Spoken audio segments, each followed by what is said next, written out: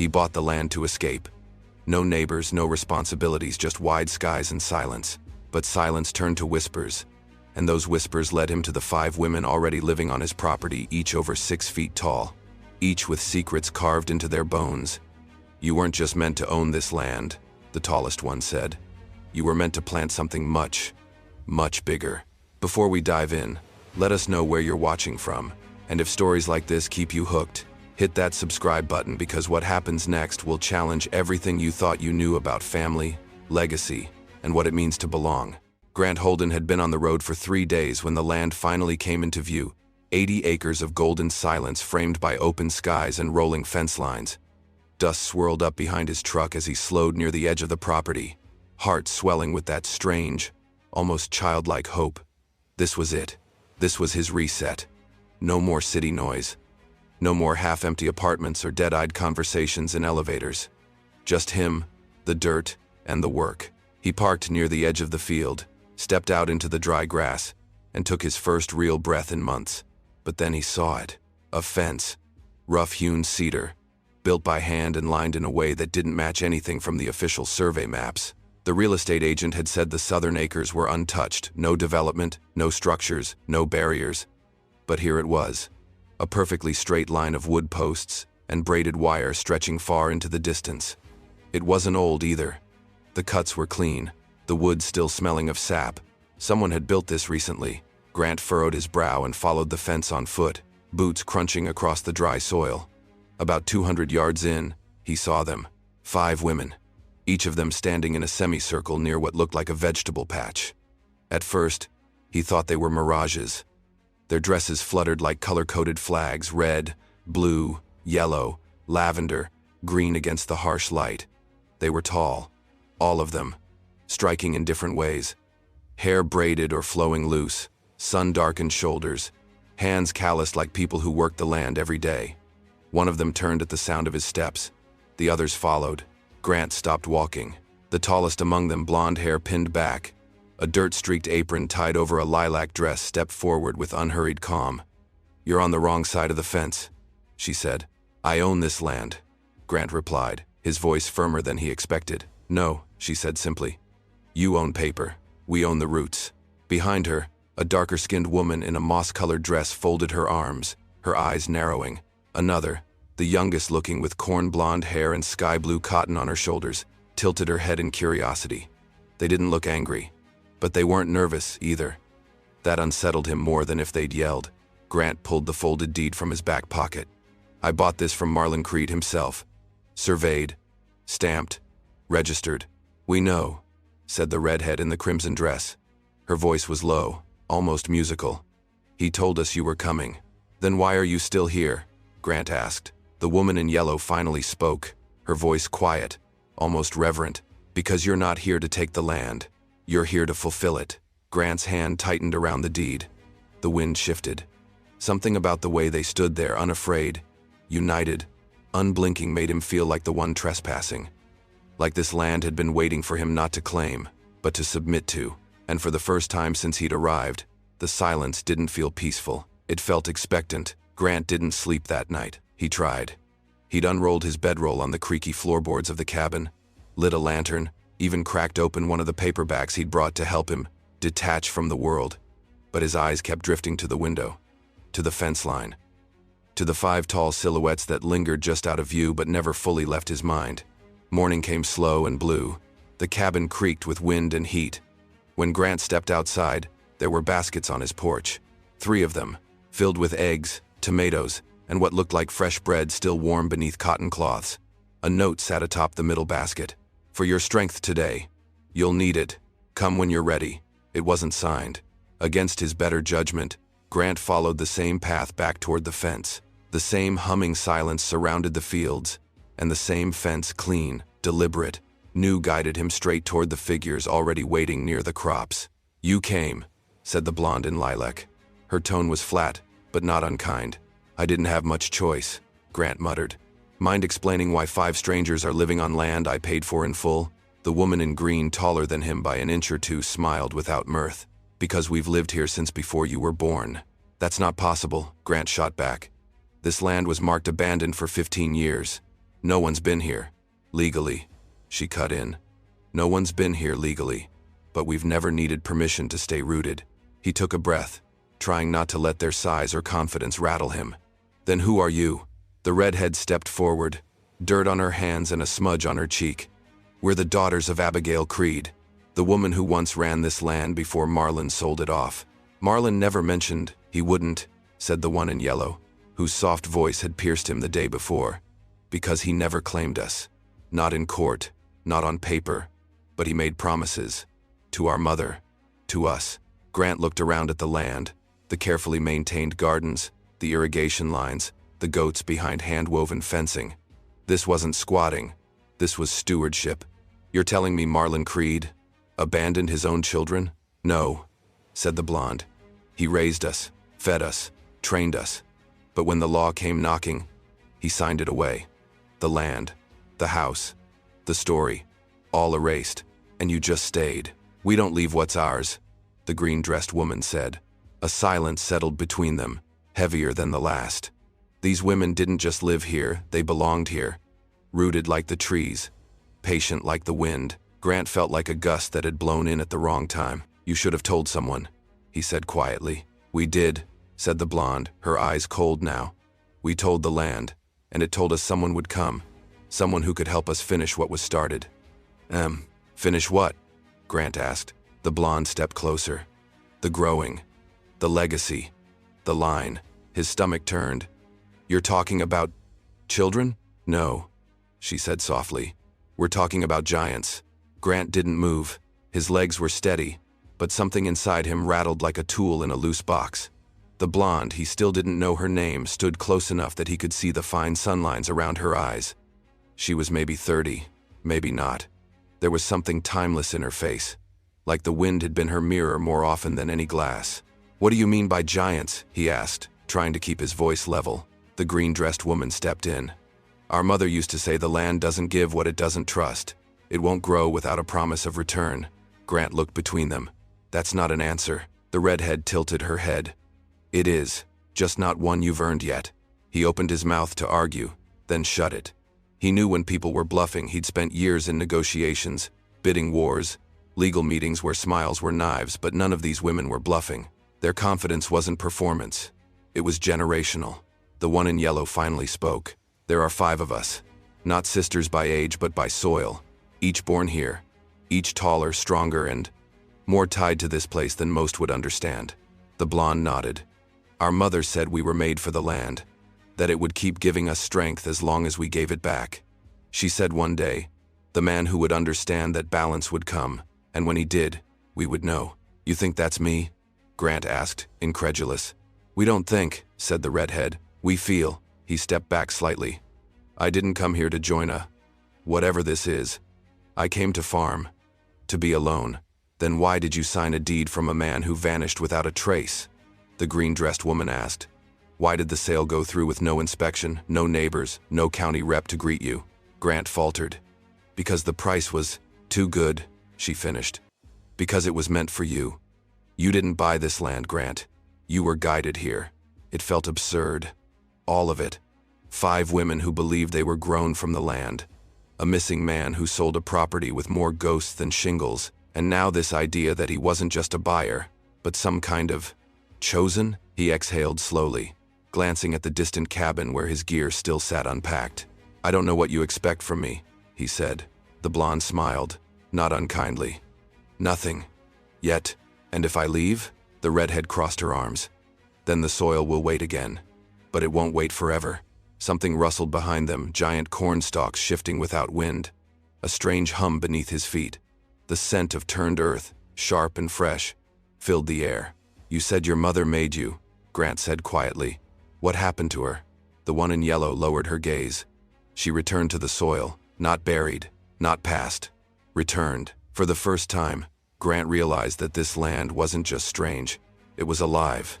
The farmhouse was warmer than he remembered. Grant stood at the edge of the doorway, watching as the women moved inside with a rhythm that spoke of years spent together. They weren't frantic or tense, nor did they act like people defending stolen land.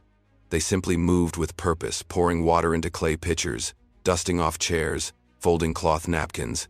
as if he were a guest they'd been expecting all along. He didn't step in yet. Something in him resisted crossing that threshold. It felt like the point of no return. "You'll want to see this," the blonde said from inside. She hadn't told him her name, but now he noticed the way the others subtly deferred to her. She wasn't the oldest, just the anchor. Grant stepped forward, one boot on the porch, then the next. The house didn't creak beneath his weight. It welcomed it. A table had been cleared in the main room, and on it lay a folded document, yellowed slightly but preserved in a plastic sleeve. A wax seal still clung to one corner. Grant frowned. "What is this?" "Your inheritance," she said simply. "I'm not related to Marlon Creed." "You don't have to be," said the green-dressed woman. "He chose you. That's enough." Grant slid the document from its sleeve. It wasn't a deed. It was older. The handwriting was thick, hand-drawn letters written in ink that had bled slightly into the parchment. It wasn't a legal document in the traditional sense. It was something stranger, a bond, between the owner of the land and the keepers of growth, as it called them. A promise not of ownership but of continuation. His name wasn't on it, but neither was Marlon's. Instead, the last paragraph was scrawled in a different hand, more modern. "To whomever accepts this soil next, know this. You are not just a farmer. You are the fifth root. The soil will thrive, but it must be fed. Not just with labor, with legacy. Sign below, and the land will accept you. Refuse, and the ground will go still." There was a blank line at the bottom, empty. Grant looked up slowly. This is madness." The blonde shrugged gently.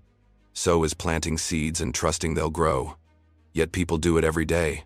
And if I sign this, what happens? You become part of something," said the redhead. "Older than paper, older than Marlon, older than law." The woman in yellow approached with a small wooden box. She opened it, revealing a single pen. Not a ballpoint. A fountain pen with a carved wooden handle, worn from years of use. "You don't have to sign it now," the blonde said. "We know this isn't easy, but we also know what this land needs. It doesn't want another man with a shovel. It wants a man who'll stay." Grant stared down at the paper, at the strange warmth pulsing through the floorboards, at the waiting eyes of 5 women who seemed both strangers and fate. He didn't sign. Not yet. But he didn't walk away, either. The evening came in golden, long shadows spilling over the fields as the sun dipped behind the western ridge. Grant sat on the farmhouse porch, the strange document still in his hands, its folded edge resting against his thigh like a weight he wasn't ready to set down. Inside, the sound of pots and low voices hummed like background music, too gentle to be threatening, too coordinated to be accidental. He didn't know what this was yet. A setup, a performance, or something older, deeper, truer. The blonde stepped out onto the porch, her braid now loosened and her apron gone. She carried 2 tin cups of something warm, handing one to him without ceremony. "Name's Clara," she said. He took the cup, nodded. "Grant, we know," she said with a faint smile. "Marlon told us." She sat beside him, not too close, not too far. "You're still thinking. I'd be insane not to be." "No," she said. "You'd be human." He looked down into the dark liquid. It smelled like mint and soil and something faintly citrusy. "I came out here to get away from all this. Not just cities or noise. From people, expectations, the need to be useful." She studied him for a long moment. "And instead, you found 5 giant women asking you to become a root." He snorted. "Yeah, that's about the shape of it." Clara leaned forward, elbows on her knees. "We're not looking for a husband, Grant, or a savior, or some fairy tale ending." "Then what?" She turned to face him, and her eyes, those cold, pale eyes, were somehow softer now. "We need continuation, not just of crops or land or names, of lineage, of presence, of balance." He frowned. "Children, yes," she said plainly. "Eventually, but not as a demand, as a bond, the kind this land understands. It doesn't grow from threats, it grows from choice." He felt something shift inside his chest. Not quite fear, not quite desire, just gravity. "We've seen what happens when the land is taken by force," Clara continued. "Our mother taught us better.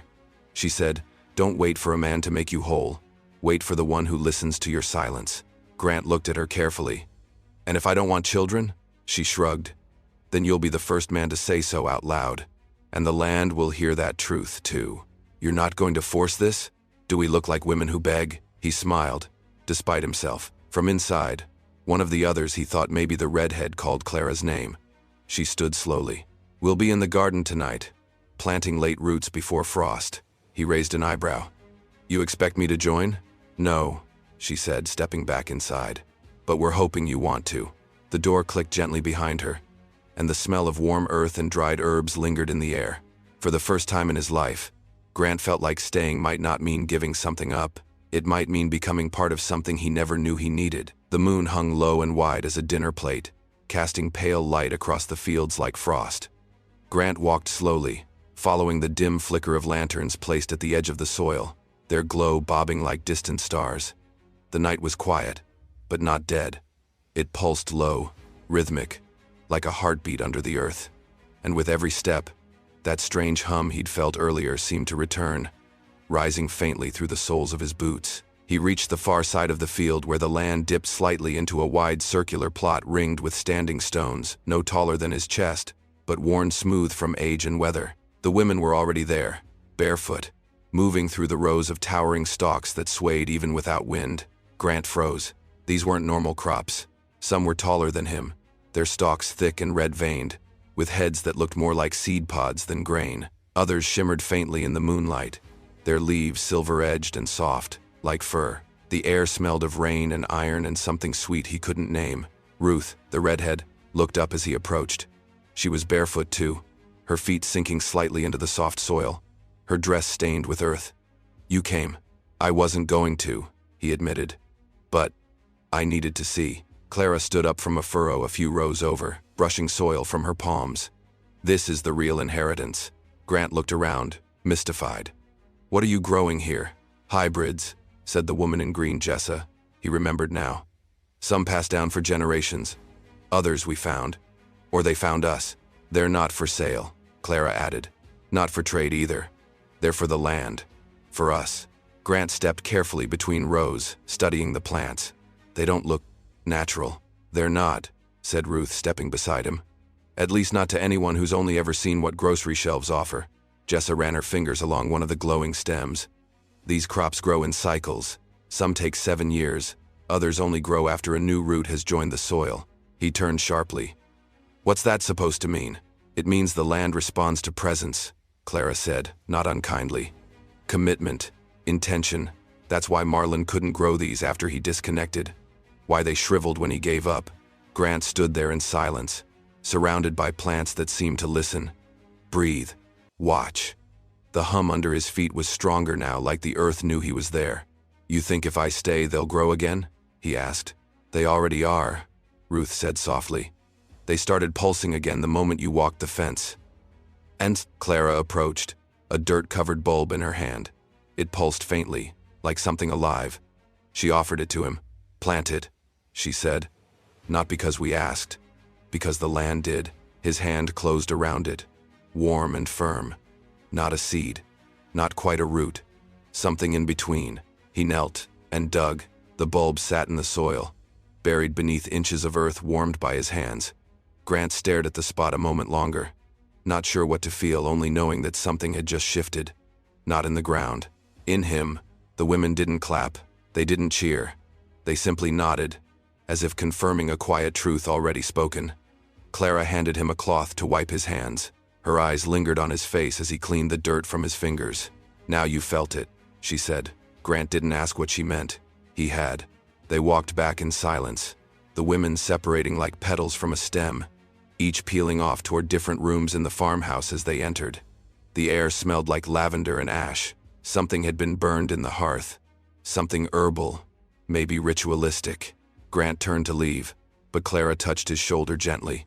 Stay tonight. You don't have to decide anything. But stay. He hesitated, then nodded. Inside, the house had changed. Or maybe he was only seeing it for what it was. Every detail was purposeful, the dried herbs hanging in bunches near the ceiling, the shelves lined with hand-labeled jars, the warm bowls on the table, still steaming. A small fire flickered in the stone hearth, and the creak of the wood was no longer unsettling. It was alive. He sat at the table, and one by one, the 5 women returned, each carrying something: a bowl, a blanket, a jug of cool water. They laid them out without speaking, until finally, Ruth broke the silence. "We don't know who our father was," she said softly. "Marlon never said. Our mother never needed to," Clara added.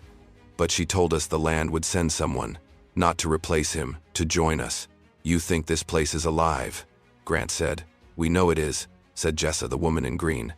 "It doesn't speak with words, but it gives, or withholds. And it's been withholding," Ruth said, "since Marlon left. Since he broke his promise." He leaned back, uneasy again. "And now you expect me to keep that promise?" "No," said Clara. "We expect you to make your own." The room went quiet again. Not awkward, just full of the kind of weight that only truth can bring. "What happens?" Grant said slowly. "If I do stay." "You'll plant," said Ruth. "You'll help raise," said Jessa. "You'll grow," added the soft-voiced one in yellow Tamsin. He remembered now. Grant's throat felt dry. "And the children? They'll be strong," Clara said. "Like the land. They'll be tall," Ruth added. "Like us. They'll be different," Tamsin whispered. "Like you." He couldn't breathe for a moment, not because of fear, but because something inside him recognized this. This offer, this legacy, this hunger for something rooted. "Do I have to choose tonight?" he asked. Clara shook her head. "The land already knows your answer. You just have to catch up." The fire cracked, and Grant said nothing. But he didn't stand to leave. Morning came slowly, wrapped in mist and bird call. Grant woke not to an alarm, but to the gentle creak of floorboards above and the scent of bread warming on a hearth. For a moment, he forgot where he was. Then he sat up and remembered everything: the towering crops, the 5 women, the buried bulb humming beneath his palms like a heartbeat. The land was alive. And now, somehow, it recognized him. He found Ruth already outside, hauling buckets of water to the goats. She glanced over her shoulder and gave him a small nod. "Sleep okay?" "Well enough," he said. "If you don't count the fact I had dreams about roots growing through my hands." Ruth chuckled. "That's a good sign." Grant joined her silently, lifting a second bucket, and they worked side by side for a while. No one gave orders, no one rushed. He simply moved with her rhythm, mimicking how she lifted, poured, cleaned. "Have you ever done this before?" she asked eventually. "Farming?" "No. Closest I got was a basil plant on my apartment windowsill." Ruth smiled, amused.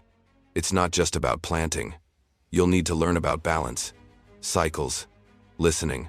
To the land, to us." He caught her meaning in her eyes, not just the women's voices, but their signals, their history, their wounds. This wasn't just about crops. It was about trust. After breakfast, Clara led him to the western field, where an older section of the garden had gone fallow. Vines curled against rotted fence posts. The soil was cracked and gray. It looked dead. "This was Marlon's plot," she said. "He tried to force it to grow things it didn't want." "Crops? No," she said flatly. "Control." She handed him a hoe and nodded toward the soil. "Try." Grant hesitated. "This isn't going to be some kind of test, is it?" She didn't answer, just waited. He dug. The soil was harder than the others, clumpy, dry, resistant. After 10 minutes he was sweating. After 20, blistered. And yet, as the blade cracked through one of the denser patches, he felt it, a deep, reluctant warmth beneath. Like the land was considering his effort. He looked up. Clara and the others stood nearby, watching, not judging, waiting. "You could have done this yourselves," he said, breathing hard. "We did," said Jessa. It never responded. He paused. "So this was the test?" "No," Clara said. "This is." She nodded behind him. Grant turned and saw it. A small green sprout, impossibly fresh, poking up from where his hoe had struck moments ago. It hadn't been there before. It wasn't just growing. It was reacting. He stepped back, stunned. "You're not just a man to the land," Ruth said. "You're a signal, a new season." "But why me?" Tamsin spoke then, her voice quiet but certain. "Because you listened. You didn't demand. You dug." They stepped closer, encircling him, not trapping, but surrounding, like vines gently climbing a structure newly offered. "Grant," Clara said, her eyes soft but unshakable, "it's time you stopped asking why the land chose you, and started asking," Ruth whispered, "what you'll choose in return." The sprout was only 2 inches tall, but to the 5 women, it might as well have been a monument. They knelt around it like midwives at a birth, reverent but calm, exchanging glances full of something deeper than relief recognition. Grant stood off to the side, watching them murmur over the green shoot like it was a newborn child. Jessa touched the soil beside it. It's warm, already taking to the light. It shouldn't be sprouting yet, Ruth said. It was dead just last month. It wasn't dead, Clara corrected gently. It was waiting. Grant stepped closer, drawn in despite himself. What is it? A marker, Clara replied, standing slowly. It means the land has accepted your presence. Does that mean I'm bound now? He asked, hesitant. Tamsin shook her head. It means the land is open to bonding. That's not something we force. But it's starting. They began walking back toward the farmhouse together, slow and thoughtful. The silence between them wasn't awkward anymore, it was shared. As they reached the porch, Clara pulled something from her pocket and handed it to him. A worn piece of parchment, this one smaller than the strange inheritance document from earlier. Grant unfolded it carefully. It was a map, not of the land but of something beneath it. Tunnels, chambers, a winding subterranean network beneath the fields and gardens. At the center, a symbol he didn't recognize, a ring of 5 leaves surrounding a single seed. What is this? He asked.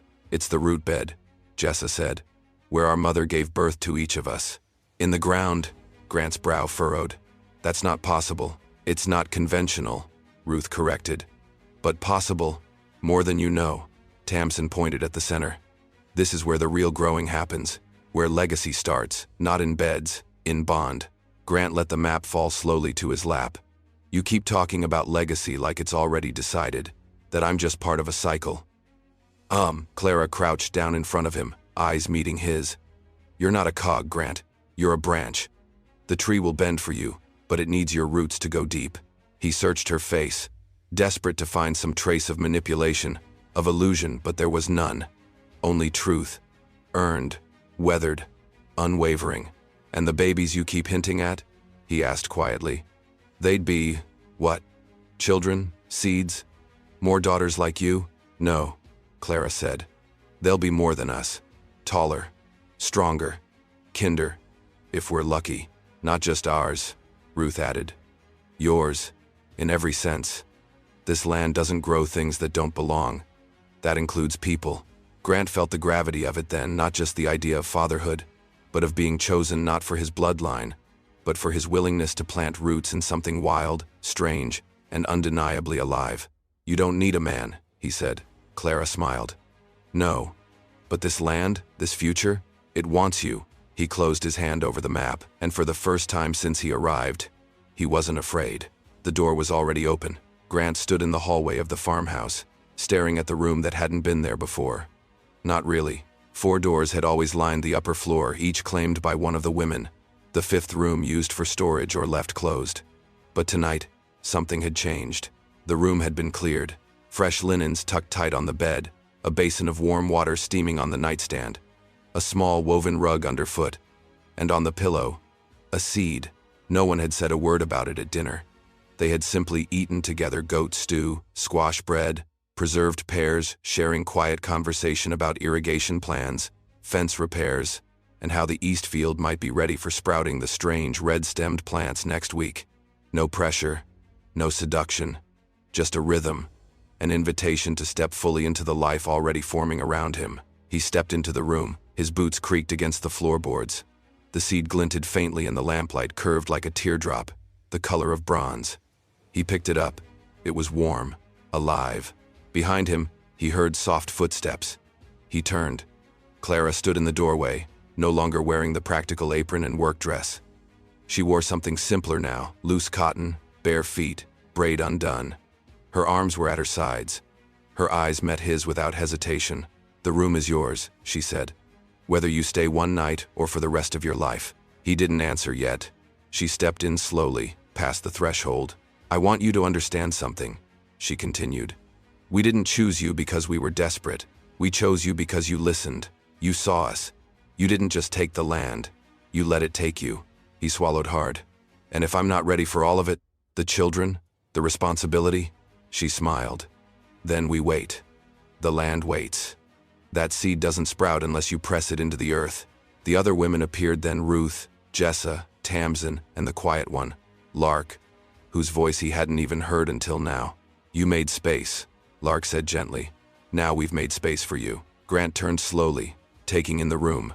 The warmth, the comfort, not luxury, belonging. "This was always part of the deal, wasn't it?" he asked. "Not just farming, not just growing food." "No," Clara said. "It was about growing together." He looked down at the seed in his hand, and without another word, he walked to the corner of the room where a clay pot filled with soil waited by the window. He pressed his fingers into the dirt, set the seed inside, covered it. Behind him, breath hitched softly. A presence moved closer. Clara, then Ruth, then the others. No one touched him, but he could feel them strong, calm, whole. This wasn't a cult, it wasn't a trap. It was a family, a new shape of life that didn't ask for explanations, only commitment. As the lamp flickered low, Grant sat on the bed and let the silence fill him. Not the lonely kind, the kind that holds potential. Outside the window, the wind carried the scent of turned earth and blooming roots. Inside, 5 women waited not for orders, not for ownership, but for him to grow beside them. And he knew then, this was home.